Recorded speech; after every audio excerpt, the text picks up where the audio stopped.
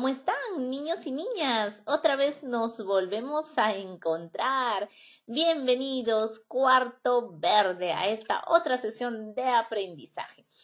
Es importante recordar el lema de nuestra institución: estudio, respeto y disciplina, y nuestros acuerdos para una convivencia sana. Muy bien, el primero, actitud positiva. Número 2, escucha activa.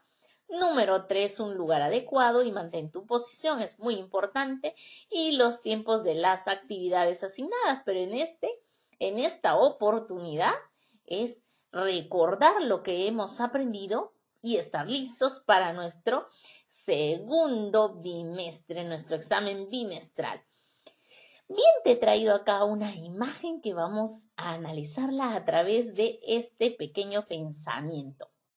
Recordemos que el talento es muy importante y fundamental, que cada uno de nosotros tenemos un talento súper especial, pero si no lo acompañamos de esfuerzo, constancia, sacrificio y dedicación, entonces poco nos va a servir. Así es que ya saben, chicos, esfuerzo, sacrificio y dedicación.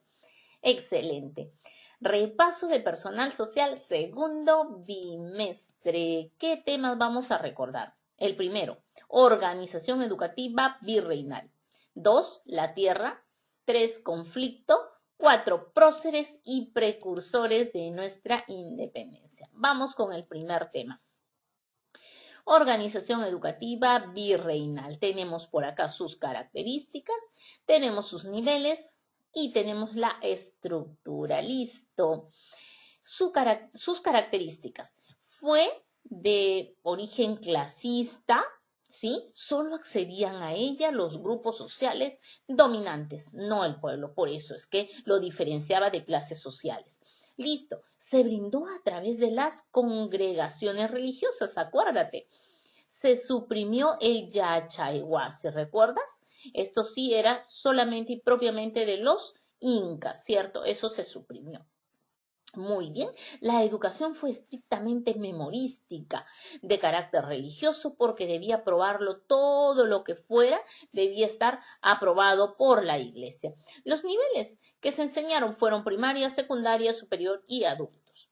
Bien, entre ellos la educación primaria se daba en colegios menores y los colegios mayores, educación secundaria y superior, y la educación superior además era para los hijos de los curacas indígenas, ¿no? Por ejemplo, Túpac Amaru, que estudió ahí específicamente en el Colegio San Francisco de Borja.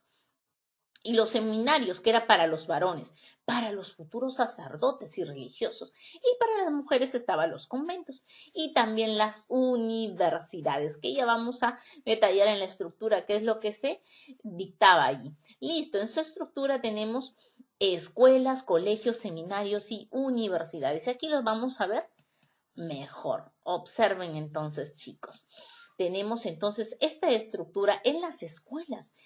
En la educación primaria, los colegios menores a nivel parroquial enseñaron a leer, a escribir, a contar el evangelio, y en la educación para los indígenas enseñaron la música, las artes plásticas y la alfabetización para los curacas doctrineros, para quienes enseñaban a otros. Listo. Y la educación femenina, ¿sí? Se dio en los colegios llamados recogimiento. Enseñaron la doctrina cristiana, labores domésticas, lectura, escritura, costura, cocina, música, etcétera, entre otros. Y en los seminarios tenemos por ahí, por ejemplo, Santo Toribio, que se dio en 1591, la formación de los sacerdotes, que se dedicaba específicamente a esto.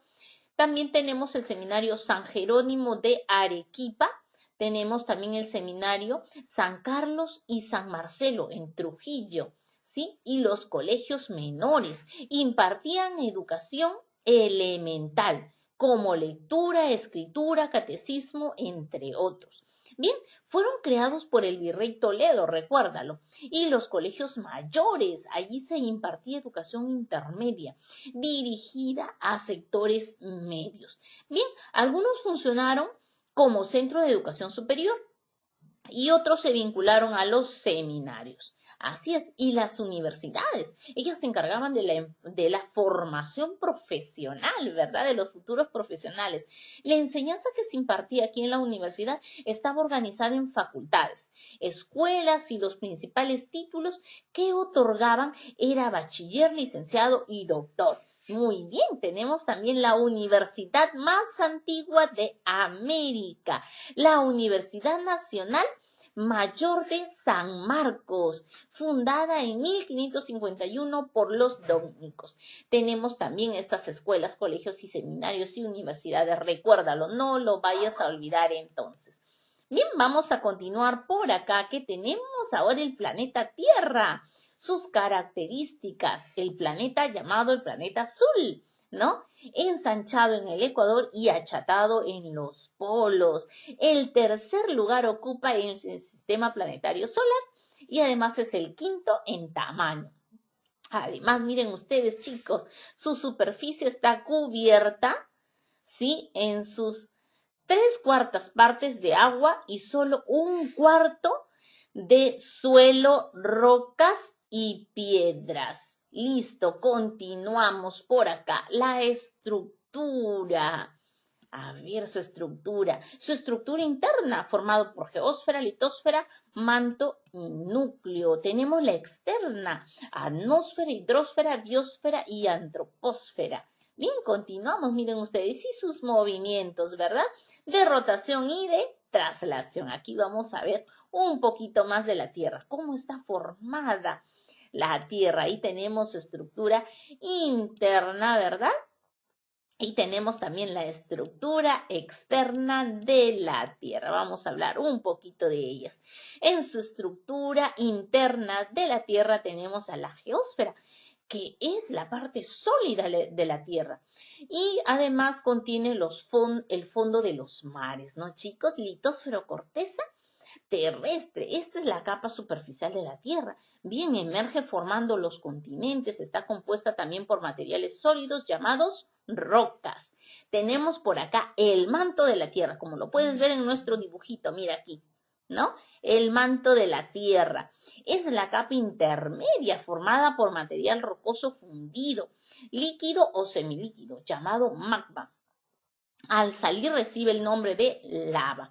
Muy bien, y tenemos el centro, aquí el núcleo, que es la capa más profunda de la Tierra, debajo del manto. Sus principales componentes son el níquel y el hierro. Muy bien, chicos, continuamos. Estructura externa de la Tierra. Aquí tenemos la atmósfera, formada por capas. A ver, ¿qué pasó acá? Tenemos la ionosfera, ¿no? Hace posible las comunicaciones por radio y a larga distancia. Se encuentran aquí las auroras polares, las bandas luminosas, los meteoritos, como las estrellas fugaces también. Tenemos ahora la exósfera. Está fuera de la atmósfera terrestre. Está entre los 800 kilómetros y el espacio interplanetario, ¿sí? Entonces tenemos también acá a la troposfera. Tiene la mayor concentración de aire y oxígeno. Es la única que contiene vapor de agua, por lo que en ella se dan los famosos fenómenos meteorológicos y la formación de las nubes. Tenemos a la estratosfera.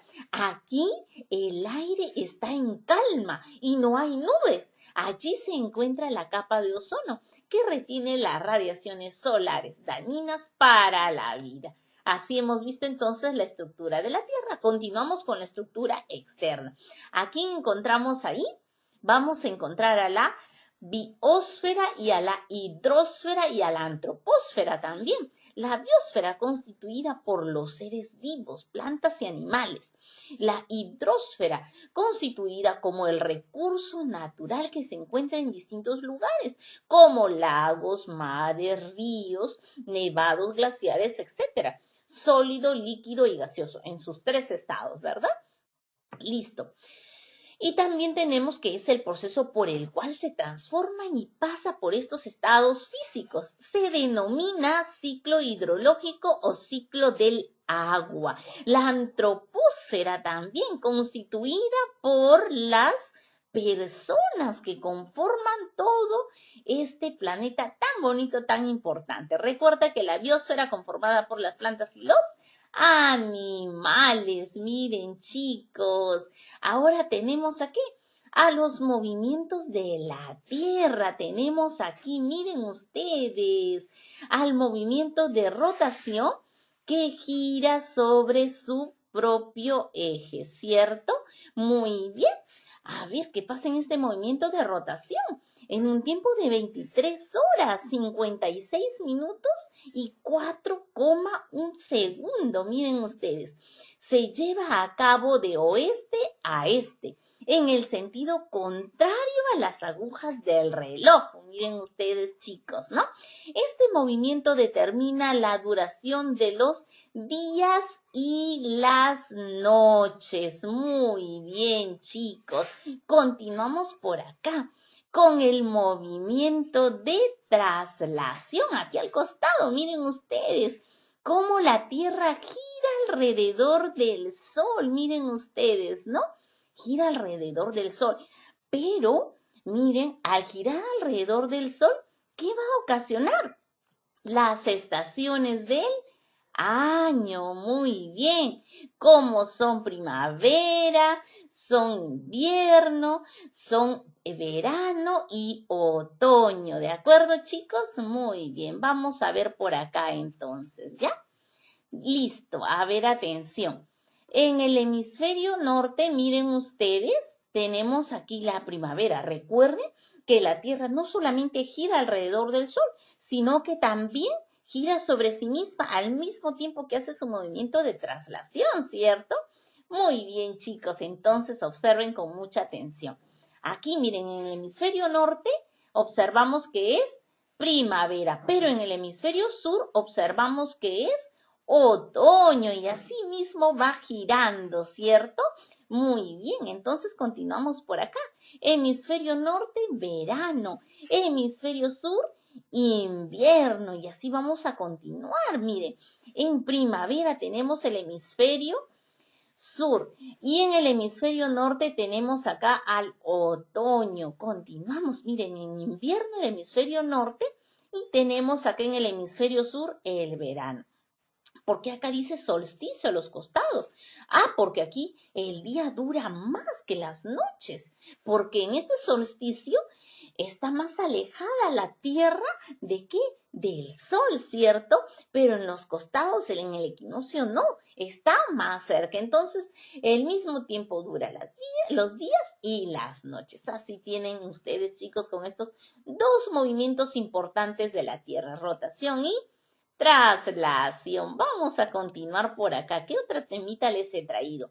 El conflicto, las fases del conflicto. Observa con atención.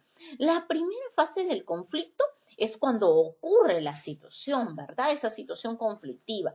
Y la segunda fase es cuando se da la respuesta, que muchas veces, o como se trata de un conflicto, la respuesta va a ser negativa, ¿no?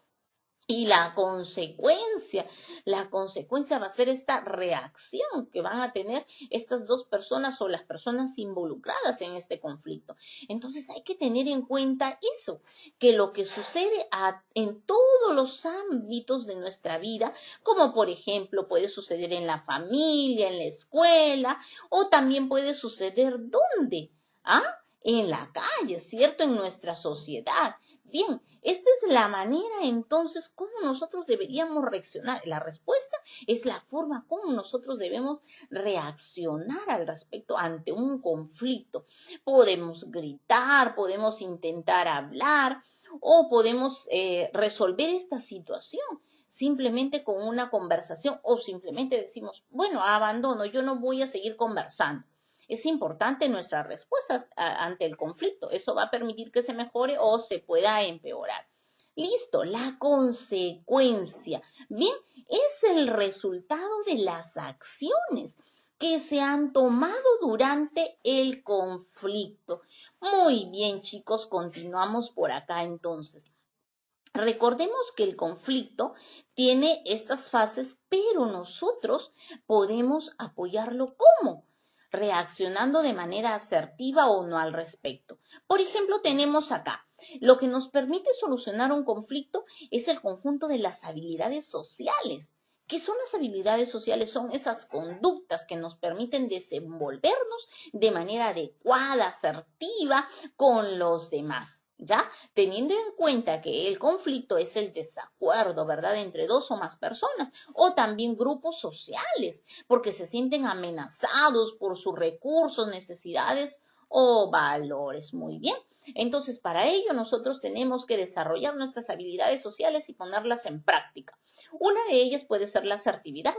¿Qué nos permite la asertividad? Resolver conflictos de forma pacífica, positiva y empática. Muy bien. Tenemos la negociación y sus pasos. El primer paso de la negociación para resolver conflictos es definir claramente el conflicto. Número 2, proponer alternativas de solución, ¿verdad? Deben intervenir ambas partes aquí. Escoger la alternativa más razonable. Listo, evaluar los resultados después de un tiempo. Respetar y cumplir los acuerdos, la número 5, no lo vayas a olvidar. Y por supuesto también analizar los casos, como por ejemplo tenemos acá este caso, ¿no? Emilia no me dejó jugar vóley, por eso escondí su tarea, ¿no? ¿Y qué le dice su compañera? Ana, ¿crees que así has resuelto el problema entre ustedes? No, ¿verdad? No se resolvió el problema, al contrario, se causó un conflicto. Muy bien, entonces así van a venir algunos casos para que tú los puedas analizar. Muy bien, chicos, continuamos por acá. Observen mucha atención. Ahora los precursores y próceres. Bien, estos son personajes importantes durante la independencia de nuestro país. Los precursores tienen enseñanzas, doctrinas y preparan para un acontecimiento. Bien, entre ellos podemos encontrar a reformistas y separatistas. Los reformistas, ellos tenían la idea de reformar el sistema colonial, mientras que los separatistas, la separación total del yugo español. Bien, entre los reformistas tenemos Toribio Rodríguez de Mendoza, tenemos ahí a José Vaquijano y Carrillo, José Hipólito Unanue, y entre los separatistas tenemos a Juan Pablo Vizcarrio Guzmán, José Faustino Sánchez Carrión, José de la Riva Agüero, entre otros, ¿verdad? Tenemos acá los próceres, que ellos participaron en la lucha en un grado de distinción, claro, como por ejemplo el general Simón Bolívar, el general San Martín, ¿cierto? Ahí tenemos entonces a ellos, tenemos también a Juan Santos Atahualpa, a Túpac Amaru II. Bien, es necesario que nosotros separemos estas diferencias, como por ejemplo los precursores, opuestos a la dominación española, mientras que los próceres, opuestos a la dominación española también, ahí se parecen. ¿Qué más? Los precursores tenían ideas, pensamientos y estrategias, mientras que los próceres eran soldados en la lucha de cuerpo a cuerpo y entregaban también mensajes, algunos de ellos, ¿no? Muy bien, ¿qué más tenemos en los precursores? Enseñaban doctrinas, mientras que los próceres tenían esa participación activa. Así es, chicos. Vamos a hablar de alguno de ellos, ya que se está haciendo un resumen de esta información. Tenemos a los precursores reformistas. Tenemos aquí a Vaquijano y Carrillo. Pues bien, él nace en Lima en 1751 y muere en Sevilla en 1817. Abogado y reformista. Bien, en 1781 pronunció el discurso al virrey Jáuregui, la crítica, ¿no? Bien, atención, criticaba la monarquía absolutista y los abusos contra el pueblo. Además, chicos, fue redactor del Mercurio peruano, ¿verdad? Muy bien, continuamos por acá. Precursores separatistas. Tenemos a José Faustino Sánchez Carrión. Nace en Huamachuco en 1787 y muere en Lima en 1817. Planteó la soberanía del pueblo, la igualdad y la división, además la autonomía de poderes ejecutivo, legislativo y judicial. Tenemos por acá a Juan Pablo Vizcardo y Guzmán. Bien, él nace en Arequipa en 1748 y muere en Londres en 1798. En Francia, entre los años 1782 y 1791, terminó de redactar la Carta a los Españoles Americanos en el pensamiento libertario. Muy bien, miembro de la Orden Jesuita, con quienes fue expulsado del Perú. Miren ustedes, chicos, continuamos ahora con el general Simón Bolívar, un prócer. Tenemos aquí, él es llamado el Libertador en Venezuela en 1783 y muere en Colombia en 1830. Muy bien, militar de origen venezolano, miren ustedes. Parte de su país hacia Lima en busca de la libertad del gobierno virreinal español. Ahora tenemos al general José de San Martín. Llamado, su nombre es José Francisco de San Martín, Argentina. Él nace en 1778 y muere en Francia en 1850. Militar de origen argentino. Muy bien, parte de su país en ayuda de las naciones que luchaban por independizarse del virreinato español. Así es, chicos, miren ustedes. Tenemos a Juan Santos Atahualpa. Él nace en Cusco, Perú, en 1710, ¿verdad? Y fallece en 1756. Bien, se dicen que él es descendiente inca, nacido en Cusco y criado por los jesuitas, aprendió el castellano y el latín. Viajó a España, Angola, Inglaterra, Francia e Italia, aprendiendo italiano y un poco de francés. Regresó al Perú y allí fomentó una rebelión al comparar el viejo mundo con la dominación española ejercida en el Perú. Se hizo proclamar Apu Inca, descendiente de Atahualpa. Su intención era restaurar el imperio inca, aniquilando a los españoles y sus costumbres. Así es, chicos, tenemos a Mateo Pumacahua. Nuestra Señora de la Natividad de Chincheros. Él nace en Perú en 1748, Sicuani, y muere en 1815, durante la rebelión de José Gabriel Condorcanqui y Túpac Amaru II, entre los años 1780 y 1781.